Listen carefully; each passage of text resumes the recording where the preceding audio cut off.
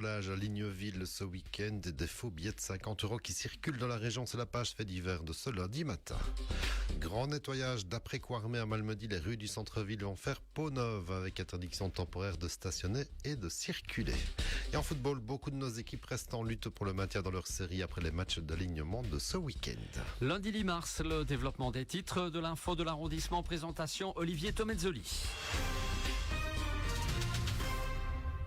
Bonjour à tous, on commence avec cette vague de cambriolage dans la nuit de samedi à dimanche à Ligneville. Plusieurs vols ou tentatives signalées et partagées sur les réseaux sociaux d'ailleurs. Ligneville qui est souvent pris pour cible par les voleurs avec un grand axe permettant de prendre rapidement la fuite. Et une autre mise en garde, elle concerne des faux billets de 50 € qui circulent dans la région malmédienne. Des victimes ont alerté sur le réseau, là aussi avec description d'un gaillard qui refourgue de faux billets, sans doute pour des petits achats. Plusieurs commerces ont été visés. Pas sûr non plus que le faussaire reste sur la région malmédienne. Payez prudence quand vous recevez de l'argent liquide. Il semble assez facile de repérer de faux billets. En cas d'agissement suspect, toujours prévenir la police évidemment avant de partager et de prévenir sur les réseaux sociaux. Sur les routes, reprise enfin du fameux chantier du viaduc de Lambermont, chantier qui restait à l'arrêt pendant de longues semaines, les ouvriers ayant trouvé de l'amiante sous le pont.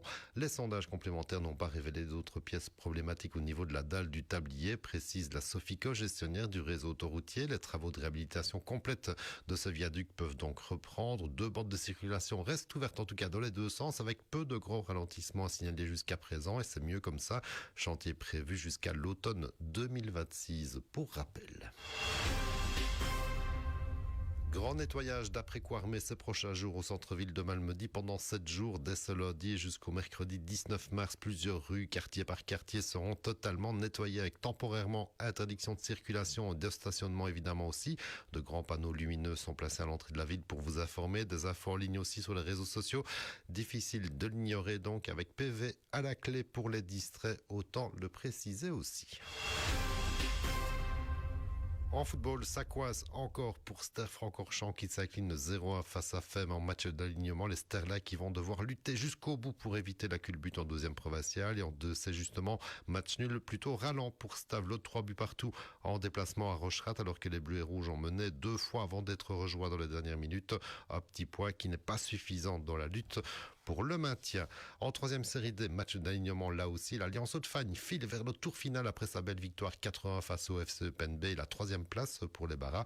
Et enfin, en Coupe de la Province P3, P4, belle qualification de OM Feymonville qui s'impose 2-0 face à Ucorgne et file donc vers le tour suivant alors que ça rigole un petit peu moins pour les OMRais au championnat avant le choc face à Trois-Ponts. Ce sera le week-end prochain. L'info continue sur notre page Facebook Impact.